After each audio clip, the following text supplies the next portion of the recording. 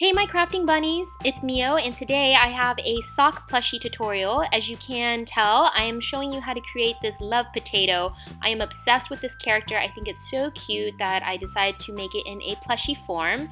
And this tutorial is so easy, it's really fun, it makes a wonderful gift, and I actually end up giving this to my husband as a Valentine's Day gift. So if you like more videos like these, please subscribe and give me a thumbs up if you haven't already, and do check out my Instagram and Twitter to get previews of videos to come. So let's go ahead and just get this tutorial started, shall we? So this character is actually based off of these stickers that I bought at a local Asian craft store. I think this character is so cute, really adorable, and so I'm going to really base it off of these stickers. So what you're going to need is some tan colored socks. I bought this at a Japanese dollar store for $1.50, and you'll need two colors, a brown and a light yellow color. If you can't find it at your local craft store, you can buy them online, but you're going to need two colors. So you're going to start off with the inner color first, which is the light yellow sock, and you're going to position it in a way where the heel of the sock sticks upward.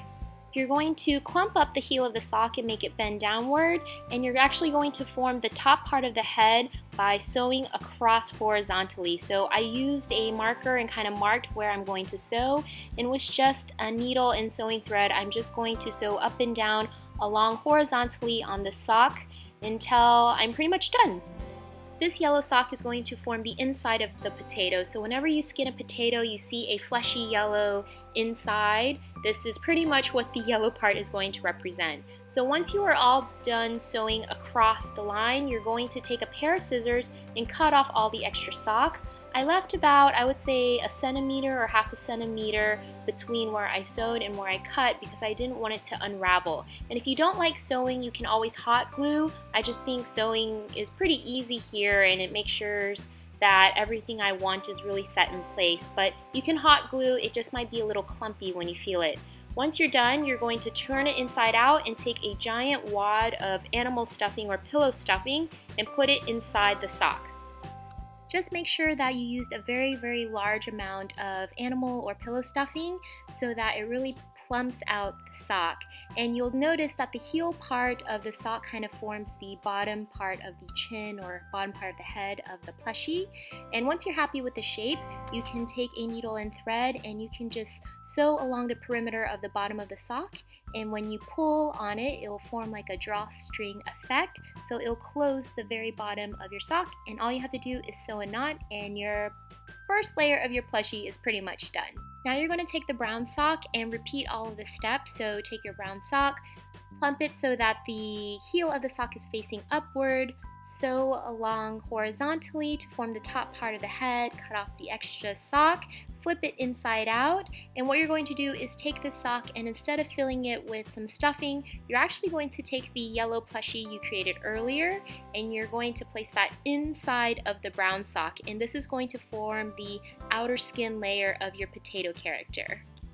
Go ahead and sew everything close together, and once you're done, you can take your pair of scissors, and if you gently cut the top part of the sock, which is the brown sock, and carefully not cut the bottom sock, which is the yellow one, you'll notice that the yellow sock will show through, just like if you had a real potato and started skinning it, you would see the inner parts, which is the yellow layer.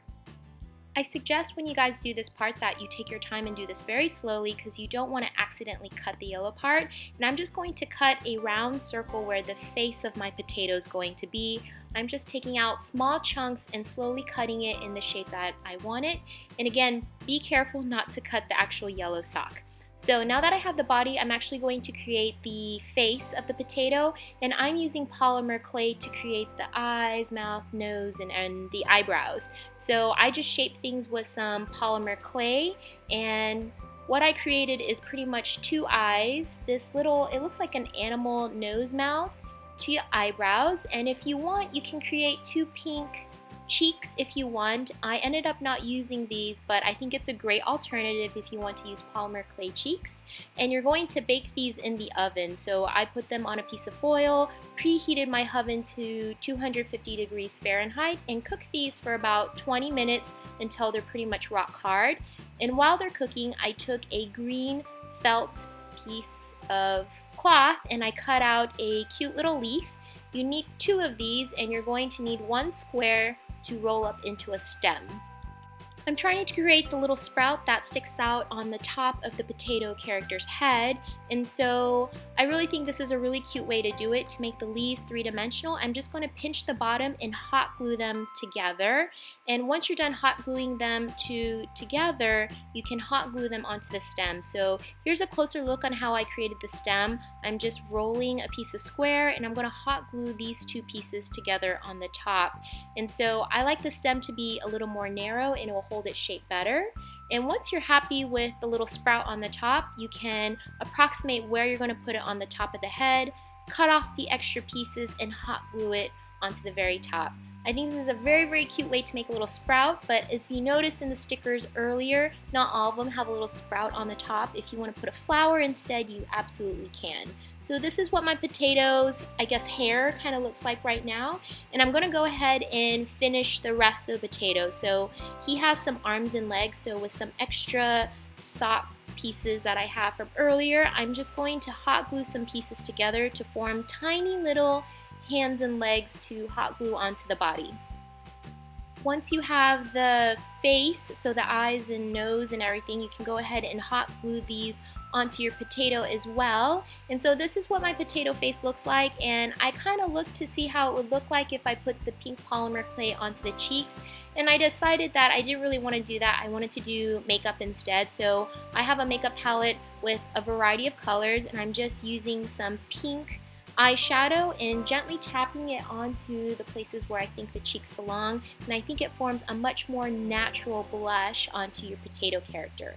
And all you gotta do now is add on some hands and feet. So I created some hands and feet earlier with my extra pieces of sock that I had from creating the body, and I'm just going to approximate where I'm going to place them.